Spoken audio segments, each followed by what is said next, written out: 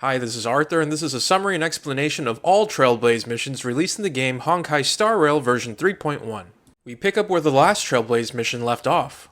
Everyone is inside the Vortex of Genesis and are waiting for Finon to complete the Strife Titan's trial. Something goes wrong and Mighty, the Trailblazer, and Dong Hung go into the trial and retrieve Finon. They exit the trial and determine Finon is okay and just needs some rest. Later, the group chats together and Aglaia explains a bit about the Black Tide. The Black Tide is something that's spread across Amphorius and drives people insane, turning them into monsters. Humans, gods, and titans are all susceptible to the Black Tide.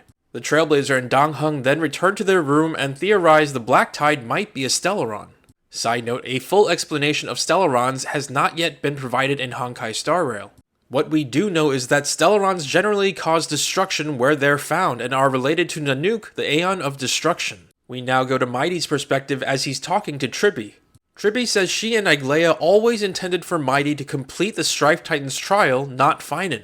Mighty leaves and speaks with Krataros. Side note, Krataros is a Kremnoan and Mighty is the leader of the Kremnoans in Akima.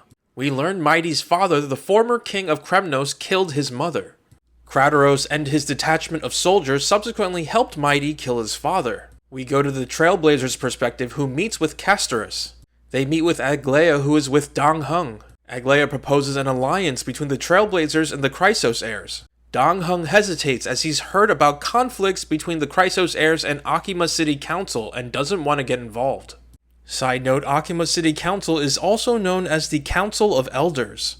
They hold off on giving Aglaia an answer and meet Hyacinth. Hyacinth is another Chrysos heir and a healer affiliated with the Twilight Courtyard, a place within the Grove of Epiphany. The Grove of Epiphany is a city containing schools where most of the Chrysos heirs have studied. Hyacinth is in Akima to heal the injured and is about to return to the Grove. Aglaia suggests the Trailblazer go with Hyacinth to see the Grove, and they agree. Trian and Castorus will also go as they want to retrieve the Titan of Reason's core flame, which is at the Grove. They meet up with Trian, who found someone injured by the Black Tide. Hyacinth stays behind to treat the injured person, and Trian, Castorus, and the Trailblazer go to the Grove without her. They soon reach the Grove and find creatures corrupted by the Black Tide and defeat them. We go back to Aglaia's perspective and learn Hyacinth successfully treated the injured person who was from the Grove. Just then, Tribby gets a message from Trian saying the Grove was attacked by the Black Tide. Aglaia tells Tribby to tell Trian to find Anaxa and retrieve the Titan of Reason's core flame. Anaxa is a Chrysos heir and a leader of the Grove of Epiphany. We go back to the Trailblazer's perspective where they continue looking around the Grove and meet a woman named Calypso. Calypso says she saved Anaxa and that he's in a place called the Luminary Throne.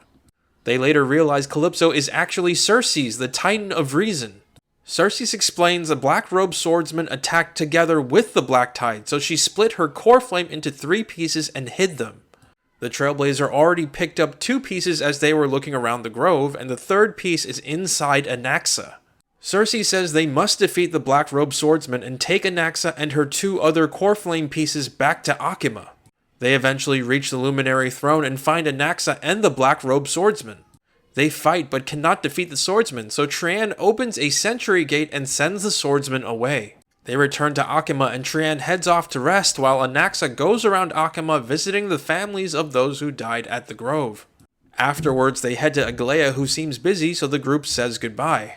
We go to Tribby's perspective from a little while ago. Tribby goes to the baths to unwind with Aglaia and they bump into Hyacinth. During the bath, Tribby explains she and her counterparts, namely Trian and Trinon, all used to be one mature adult. Receiving the Passage Titan's divinity split their soul into multiple parts. Moreover, each time one of them opens a sentry gate, the strain regresses them younger, which is why Tribby and her counterparts are children. We go to Finon's perspective as he's talking to Mighty. Finon says he's from a small village named Aedes Elysiae that was destroyed by war. He saw that village again in the Strife Titan's trial and relived a memory of a black-robed swordsman killing someone named Cyrene. Mighty says that during the Strife Titan's trial he saw some now-deceased friends that fought beside him in the past. Mighty adds his powers of immortality were a result of his father throwing him into the Sea of Souls. Just then, Tribby comes by and asks for help as Krataros kidnapped Trinon. They head to the Vortex of Genesis and learn Krataros forced Trinon to take him here where he entered the Strife Titan's trial and failed. Kratos was tired of Mighty's reluctance to take the Strife Titan's core flame, become king of the Kremnoans, and lead them back to Castrum Kremnos. Kratos also doesn't trust the Chrysos heirs or their prophecy. Trinon apologizes for neglecting the Kremnoans and offers to use the Trailblazer and Mem's powers to replicate memories of the past and show the origin of the prophecy. Kratos agrees and they decide to meet at the Abyss of Fate tomorrow. We go to Triby's perspective, who dreams about her mother before waking up to Aglaia. They discuss how the use of the Sentry Gate drained Trian so much that she will soon die. It seems Triby and her counterparts are all destined for the same end. Aglaia also reveals that she is losing her emotions. We go to a conversation between Phainon and Anaxa where they confirm the black-robed swordsman they fought in the Grove is the same being who destroyed Phainon's village. We go to Triby's perspective again and she's with Trian and Trinon at the Abyss of Fate. They head towards the Time Titan but find it has disappeared. We go back to Phainon talking to Anaxa, who suspects the black-robed swordsman is hunting core flames and has a way to store them. They decide to refer to the black-robed swordsman as the Flame Reaver when Dong Hung shows up and says Triby is missing. We go back to Triby, Trian, and Trinon's perspective, who are suddenly attacked by the Flame Reaver. Trian uses the last of her power to send Triby and Trinon to the Trailblazer, Dong Hung, Phainon, and Hyacinth, who are also at the Abyss of Fate. They decide that Hyacinth, Dong Hung, and Trinon will stay at the Abyss of Fate while the rest of them return to Aglaia and discuss a plan to fight the Flame Reaver.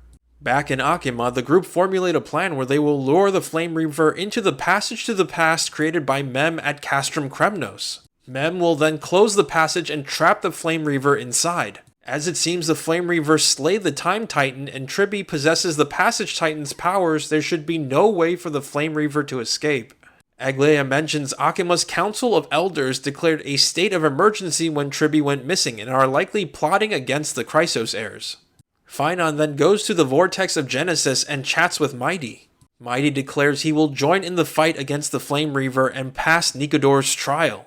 Mighty also reveals the only weakness to his immortality to Phainon in case he somehow betrays the Chrysos heirs. If Mighty is stabbed in the back through his 10th thoracic vertebrae, he will die. Phainon, the Trailblazer, and Triby then head to Castrum Kremnos where Anaxa and the Kremnoans from Akima are already fighting the Flame Reaver. Mem opens a passageway to the past and Anaxa somehow retrieves the Time Titan's core flame from the Flame Reaver. Mem then tries to trap the Flame Reaver in the past, but the Flame Reaver somehow escapes. Suddenly, Mighty arrives, and it seems he's passed the Strife Titan's trial and become a demigod. Mighty seemingly defeats the Flame Reaver, and the group return to Akima. Mighty and Anaxa say goodbye, and Triby says they found Trian's corpse, which was found with an injured Kratos. It seems Kratos defended Trian's body from the Flame Reaver. Back in Akima, Aglaia, Hyacinth, Dong Hung, and Trinon are with Trian's body, which turned into a doll. Phainon, the Trailblazer, and Triby soon join them and discuss how they must now find someone to pass the Time Titan's trial and bear its divinity. Mem suggests letting the Trailblazer try.